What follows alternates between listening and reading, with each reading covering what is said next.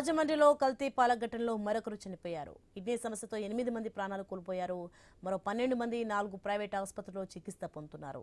బాధిత కుటుంబాల ఫిర్యాదుతో ప్రాథమిక నిర్ధారణతో నిందితులపై హత్య కేసులు పెట్టారు. 2 వారాలవుతున్నా పూర్తిస్థాయి వాస్తవాలు బయటకు రావడం లేదనే విమర్శలు వస్తున్నాయి. మరింత సమాచారం మా ప్రతినిధి గణేష్ అందిస్తారు. సంచలనం సృష్టించినటువంటి కల్తీపాల ఘటనలో రోజు రోజుకు మృతుల సంఖ్య పెరుగుతోంది. ఇప్పటికే 8 మంది చనిపోగా 12 మంది నగరంలో ప్రైవేట్ ఆసుపత్రుల్లో చికిత్స పొందుతున్నారు. వారి పరిస్థితి కూడా విషమంగా ఉన్నట్లుగా వైద్యుల నుంచి సమాచారం అందుతోంది. ఇప్పటికే రోజువారీగా ఆరోగ్య శాఖ హెల్త్ బులెటిన్లు విడుదల చేస్తుంది.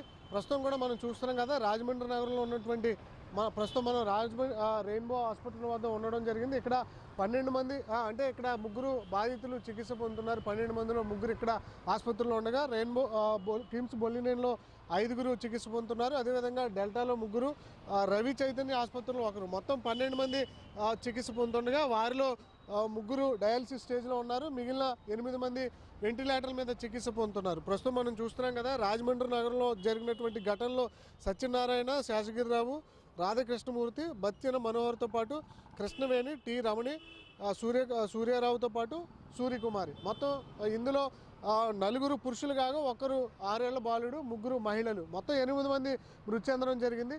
ఇంకా 12 మంది వెంటిలేటర్ల మీద డయాలసిస్ స్టేజ్లో చికిత్స పొందుతున్నారు. వారి పరిస్థితి కూడా విషమంగానే ఉన్నట్లుగా తెలుస్తోంది. మరణాల సంఖ్య పెరిగేటువంటి అవకాశం కనిపిస్తుంది. అయితే ప్రస్తుతం ఈ ఘటనలో మనం చూస్తే అధికారులు హెల్త్ బులెటిన్ విడుదల చేస్తున్నారు తప్పితే అసలు ఈ కల్తీ పాలన ఘటన మీద పూర్తి స్థాయి నిర్ధారణ అనేది ఇంతవరకు ప్రకటించలేదు. దాదాపు గత నెల 23 జరిగిన ఘటన తర్వాత దీని మీద ల్యాబ్కు రిపోర్ట్లు పంపించాం అని చెప్పి చెప్పడం, అదేవిధంగా మృతి చెందినటువంటి మృతుల యొక్క ఏవైతే రిపోర్ట్లు ఉంటాయో టాక్సిస్ కావచ్చు, ఈ ఎనాలిసిస్ అధికారికంగా ఎక్కడ కూడా ప్రకటించలేదు. 12 రోజుల పైగా గడుస్తున్నప్పటికీ కూడా ఇంకా ఏం జరిగింది, ఇందులో వాస్తవాలు ఏంటనేది ఇంకా అధికారులు బయట పెట్టినటువంటి అంశం కనిపిస్తుంది. ఏదో ప్రాథమికంగా నిర్ధారించినటువంటి అంశాల్లోనే నిందితుడు గణేష్ మీద కొంత 4 హత్య కేసులు పెట్టి అతన్ని లోపలికి పంపించి రిమాండ్లో ఉంచారు. అయితే వాస్తవాలు ఏంటనేది ల్యాబ్ రిపోర్ట్లు, అదేవిధంగా పోస్టుమార్టం రిపోర్ట్ల ఆధారంగా బయటికి తెలిసే అటువంటి అవకాశం కనిపిస్తుంది. రాజమండ్రి నగరంలో ఇప్పటికే పాలు కొనాలంటేనే ప్రజలు భయాందోళన వ్యక్తం చేస్తున్నారు. ఇలాంటి సందర్భంలో అసలు నిజంగా కల్తీ పాలా కాదా తెలియాలంటే ల్యాబ్ రిపోర్ట్లు, అదేవిధంగా పోస్టుమార్టం రిపోర్ట్లు, ఇది 12 రోజులు అయినప్పటికీ కూడా ఈ నివేదికలను బయట పెట్టడానికి అధికారులు జాప్యం చేస్తున్నారా, లేదంటే ఇంకా నివేదికలు అధికారుల వరకు చేరలేదా అనేది మాత్రం ఇంకా క్లారిటీ లేదు. నగరంలో భయపడుతున్నటువంటి ప్రజలకు అధికారులు క్లారిటీ ఇవ్వాల్సినటువంటి పరిస్థితులు అయితే కనిపిస్తున్నాయి. పాలు పెరుగు కొనాలంటేనే భయాందోళన చెందినటువంటి ప్రజల అంశంలో అధికారులు పూర్తిగా నిబద్ధతతో పనిచేయాల్సినటువంటి పరిస్థితులు అయితే కనిపిస్తున్నాయి. ఇప్పటికైతే 8 మంది ఘటనలో చనిపోయారు. ఇంకా 12 మంది ప్రాణాలతో కొట్టుమిట్టాడుతూ వెంటిలేటర్ల మీద డయాలసిస్ స్టేజ్లో రాజమండ్రి నగరంలో ఉన్నటువంటి ప్రైవేట్ ఆసుపత్రిలో చికిత్స పొందుతున్నారు.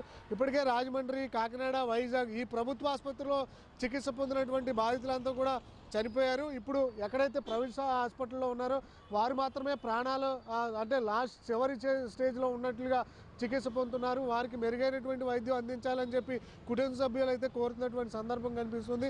ముఖ్యంగా ముఖ్యమంత్రి చంద్రబాబు నుంచి కూడా ఇది మానిటర్ చేస్తున్నటువంటి సందర్భంలో జిల్లా యంత్రాంగం వీటి మీద రోజువారీ కసరత్తు చేస్తుంది.